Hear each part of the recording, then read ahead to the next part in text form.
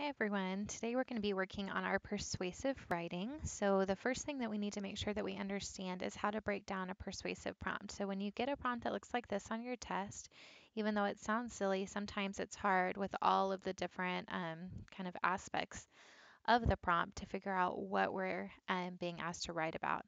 So let's take a look at it together and follow along with me. So the first part of the prompt says read the information in the box below. So it's important to realize that this says read. So this is not actually what we're writing about. Now, I know some of you, very few of you, but some of you may get a little bit of inspiration by reading this quote, but the majority of you, just gets confusing, or you try to write it into your essay, and that's not what the quote is for. So what I tell my students, unless you're in a very specific circumstance, is just to cross it out. So then we won't be tempted to be working with this quote at all, because that's not actually what the essay is about. So next part says, think about what it means to be an individual. So this is usually where we get tripped up. We try to write about what it means to be an individual in this example. But remember, this says think. We don't want to do that. So I'm going to cross that out as well, okay, because that's just going to serve as a point of confusion. So now we're getting closer to where we need to be. Write an essay stating your position on whether it is important not to conform to society, no matter the situation.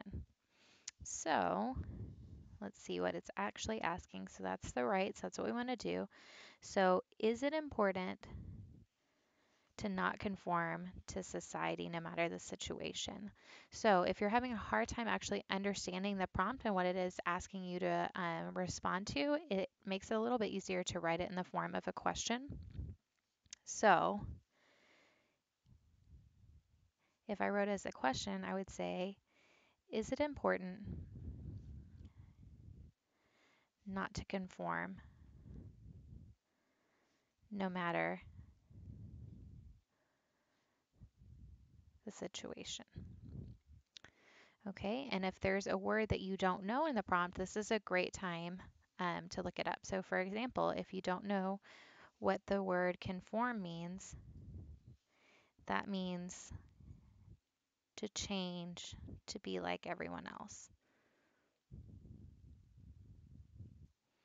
Okay, so you need to make sure that you understand all the words from the prompt and what it's actually asking you to write about. It's not going to be the read statement. It's not going to be the think statement. You just need to cross all of that out and get straight to the right statement. And if you're having a hard time understanding what you're writing about, make sure you write it as a question, because that can help to give you some direction. Also, make sure that you know what each word means so that you don't get tripped up before you even get started. So once you have your persuasive prompt broken down and ready, you'll be prepared to move on to actually planning your essay using the insider chart.